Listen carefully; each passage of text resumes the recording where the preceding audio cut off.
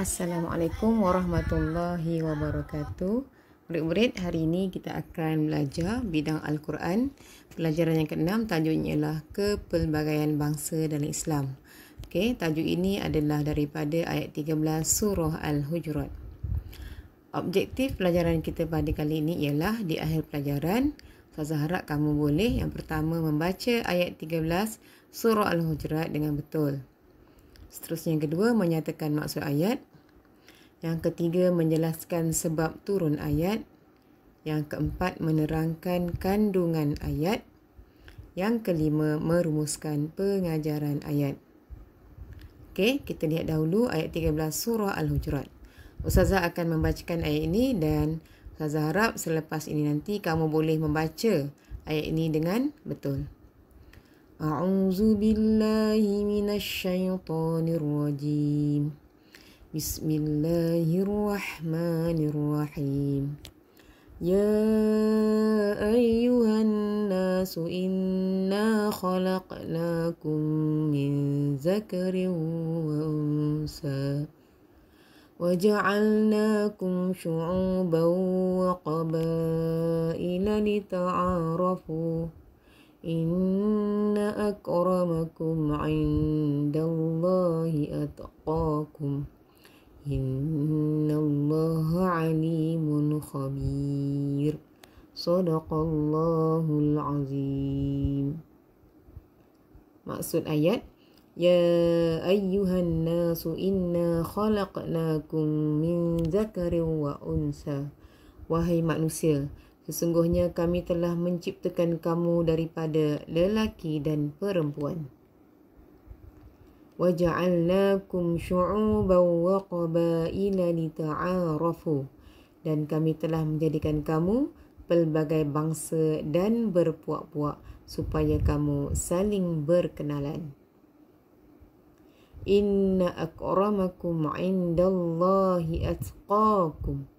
Sesungguhnya orang yang paling mulia di sisi Allah dalam kalangan kamu ialah orang yang paling bertakwa.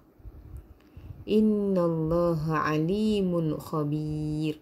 Sesungguhnya Allah Maha mengetahui lagi Maha mendalam pengetahuannya. Okey, kita lihat sebab turun ayat ataupun asbabun nuzul. Menurut Ibnu Abbas radhiyallahu anhu, Rasulullah sallallahu alaihi wasallam telah meminta Sayyidina Bilal bin Rabah radhiyallahu anhu melaungkan azan semasa pembukaan kota Mekah. Pembukaan kota Mekah ni juga dikenali sebagai Fathu Makkah. Terdapat sahabat yang telah memandang rendah kepada Sayyidina Bilal bin Rabah radhiyallahu anhu. Mungkin mereka rasa mereka tu lebih hebat daripada Sayyidina Bilal, mungkin disebabkan bangsa lah Okey, Jibril alaihissalam telah memberitahu Rasulullah sallallahu alaihi wasallam perbuatan para sahabat tersebut. Lalu Rasulullah sallallahu alaihi wasallam memanggil mereka dan bertanyakan tentang tindakan mereka. Lalu turunlah ayat ini. Kandungan ayat. Yang pertama, tuntutan saling mengenali dalam kalangan pelbagai bangsa. Dan yang kedua ialah keutamaan takwa. Okey, kita lihat dahulu tuntutan saling mengenali dalam kalangan pelbagai bangsa. Jadi tuntutan ini bertujuan yang pertama menjalin perpaduan dan perhubungan yang harmoni. Okey. Yang kedua, mengiktiraf kemuliaan dan harga diri manusia tanpa mengira rupa paras dan etnik. Okey, jadi tak adalah yang rasa rendah diri dengan kejadian yang berbeza di antara satu sama lain. Okey, yang ketiga, menjalin hubungan dengan orang bukan Islam selagi mereka tidak memusuhi Islam. Jadi Islam membenarkan kita berhubungan dengan orang yang bukan Islam sekiranya mereka tidak memusuhi kita. Okey, yang keempat, menggalakkan interaksi dan kerjasama yang akan saling melengkapi antara satu sama lain. Jadi mungkin disebabkan berbeza bangsa dan budaya, masing-masing mempunyai kepakaran. Jadi ini boleh melengkapi antara satu sama lain. Okey, seterusnya kita lihat keutamaan takwa. Ya. Yang pertama, manusia adalah sama di sisi Allah. Ya, tidak mengira orang itu bangsa apa, orang itu keturunan apa ataupun budaya dia bagaimana. Okey, yang kedua, Allah tidak melihat jantina atau bangsa, tetapi Allah memandang hati dan amalan manusia, ya, amalan hamba-Nya. Baik, yang ketiga, meyakini kekuasaan Allah melalui makhluk ciptaannya sebagai asas keimanan kepada Allah Subhanahu wa Ta'ala.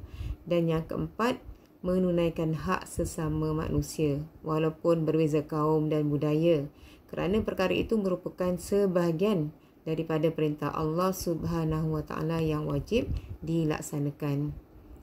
Okey, seterusnya kita lihat pengajaran ayat.